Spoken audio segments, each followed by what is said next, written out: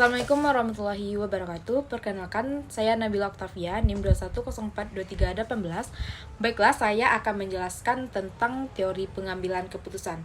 Ada beberapa menurut pendapat para ahli tentang teori pengambilan keputusan. Menurut Bowo tahun 2008, pengambilan keputusan adalah proses menemukan satu pilihan dari beragamnya alternatif, pilihan yang terbaik yang dilakukan secara rasional. Sehingga dalam proses pengambilan keputusan ini merupakan suatu proses yang tidak mungkin terjadi begitu saja dalam waktu singkat. Menurut Bond dan Bird tahun 2008 mendefinisikan proses pengambilan keputusan sebagai suatu proses melakukan evaluasi terhadap dua atau lebih dari pilihan yang ada dalam rangka meraih atau menentukan kemungkinan hasil yang terbaik. Dari beberapa definisi tersebut dapat disimpulkan bahwa proses pengambilan keputusan merupakan tindakan, sikap yang pilih dan diambil demi kepentingan pelaku keputusan. Proses pengambilan keputusan ini dilakukan setelah melalui proses pemilihan secara rasional dari beberapa alternatif pilihan yang sudah dibuat sebelumnya. Selanjutnya, adapun tujuan pengambilan keputusan. Yang pertama, tujuan bersifat tunggal.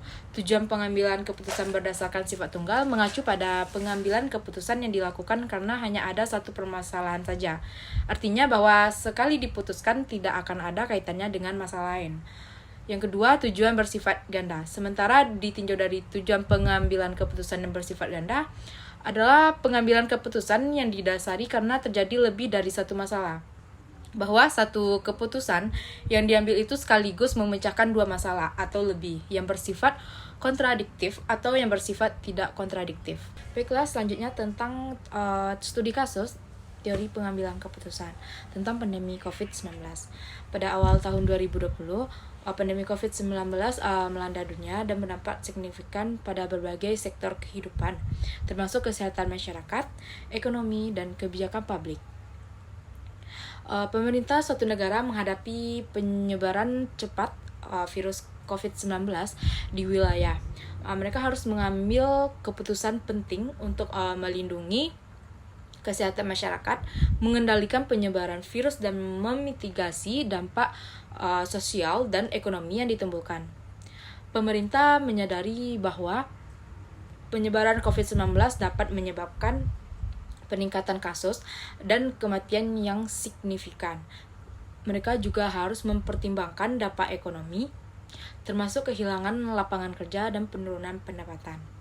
Oleh karena itu, mereka perlu mengambil keputusan yang tepat untuk melindungi kesehatan masyarakat sekaligus mempertahankan stabilitas ekonomi. Pemerintah mengidentifikasi beberapa kebijakan, melakukan lockdown atau pembatasan ketat untuk mengurangi penyebaran virus, dan menerapkan kebijakan kerja dari rumah, pendidikan jarak jauh untuk membatasi interaksi sosial, meningkatkan kapasitas uji COVID-19, dan pelacakan kontak untuk mendeteksi kasus lebih awal.